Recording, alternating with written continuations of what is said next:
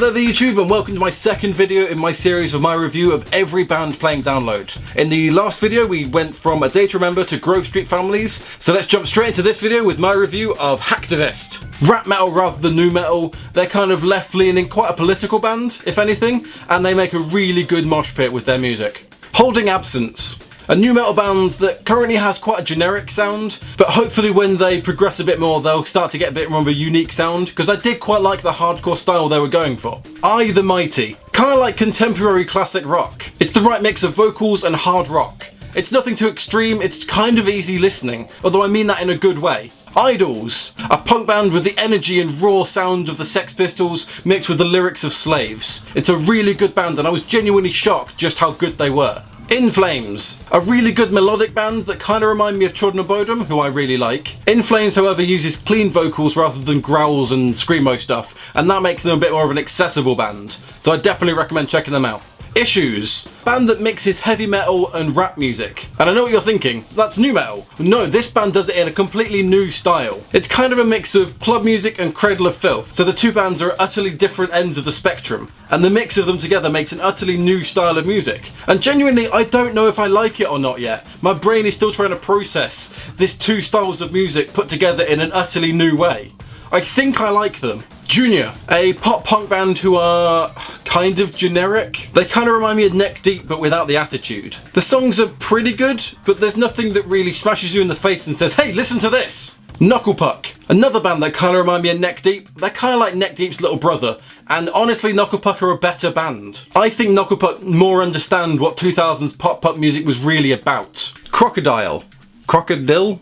Crocodile. Crocodile? Yeah, because it's like the drug.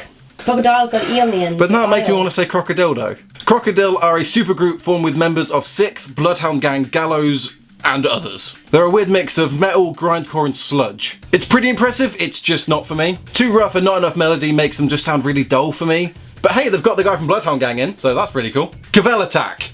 God damn! And I don't mean the other band on this list. I mean, god damn, this is a good band. A mixture of punk and metal music that asks the question, what does badass sound like? And then plays it. It's a mixture of metal, thrash, punk and screamo. They're great and you should definitely check them out. Like a Storm, a decent hard rock band. They kind of remind me of Korn, but without the electro distortion element. Although they also use the didgeridoo, so I guess they're kind of like the Levelers? Lost Society, a Finnish thrash metal band that, from what I've heard, are really decent. But you know, it's difficult to review thrash metal because it all sounds like thrash metal. The vocals are nothing special, the guitar riffs are difficult to distinguish. I mean, I like the band, it's just difficult to explain why. Love Zombies. I saw this band described as a mix of the Ramones and Blondie, and I can kind of see the Blondie element. The biggest difference is from the Ramones that they've taken the speed away from their songs. The sound is kind of still the same, but Love Zombies music, from what I heard, was really slow, and it just sounds really weird for what they're trying to achieve. The music is definitely good, it's just way too calm to be a punk rock band.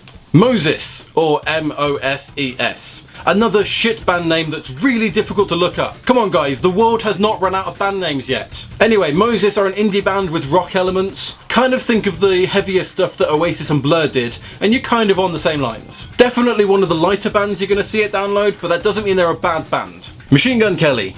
A rapper with a lot of punk and rock influences, although I'll admit I didn't really enjoy his stuff. The rapping is fine, he's good with lyrics and all that. He definitely has the skill, it's just his music never really seemed to have very much punch, and I lost interest in him really quickly. Mastodon. It doesn't really do them justice to say that Mastodon are a metal band. I mean, they are metal, but they are so many other genres mixed together that it comes up with a very unique sound. To me, they kind of end up sounding like a heavy rock band, but with a far more interesting sound. Ministry. Okay, so Nine Inch Nails are like my favourite band ever. And Ministry are basically exactly the same as Nine Inch Nails, but different. It's heavy industrial music done incredibly well. If you like Nine Inch Nails, definitely check out Ministry if you haven't already. Mooseblood. As I said in one of my vlogs, I saw Mooseblood as they were supporting A Day to Remember, and if you remember, I watched about half a song of it before I went to go get some food because they bored me. Since that, I have listened to their music, and I don't know, is this the new pop punk? I mean, it's teenage and angsty, but it doesn't have the anger and the self-deprecating humour that I remember from 2000s pop punk, which is one of the things I really enjoyed about it. They weren't taking themselves too seriously, which this band definitely is. I don't know, maybe I just don't get it. Maybe I'm just too old. Motionless in White, a pretty standard gothic band with some electronica elements. They're not my cup of tea exactly, so I probably won't be seeing them, but that doesn't mean they're a bad band. They're just not for me. Normandie, an indie rock band who were, to be honest, pretty underwhelming. I mean, the songs are okay, the singer just never seemed to have any emotion in his voice whatsoever when he was singing. Northlane, a pretty decent metal band, and as with a lot of metal bands, the only thing you're really going to care about is the guitar. The vocals are a bit generic, the drumming was kind of distant in the background, but the guitar riffs and the bass sound was just incredible, and I'd say listen to them for that. Nothing More, a heavy rock band with a lot of progressive elements and almost a psychedelic feel to them, especially in the music videos. They are fucking weird. The vocals are clean and have a lot of emotion in them, so I'd say check them out. Of Mice and Men, a decent metal band with a singer with a lot of range. From just regular singing through to screamo and all the emotions in between, it all sounded really good.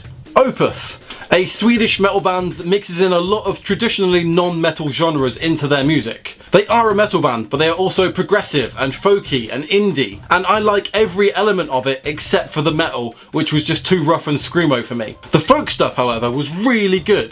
Iren Goblin, fast-paced heavy metal music done with incredible skill and is just enjoyable to listen to. Nothing fancy or pretentious, just good old-fashioned metal music. Otherkin, an indie garage punk band that has a lot of influence from Blur and Oasis and bands like that. They're a fun indie band and I quite enjoyed their stuff, so if I'm free at download, I'll probably go see them. Perturbator.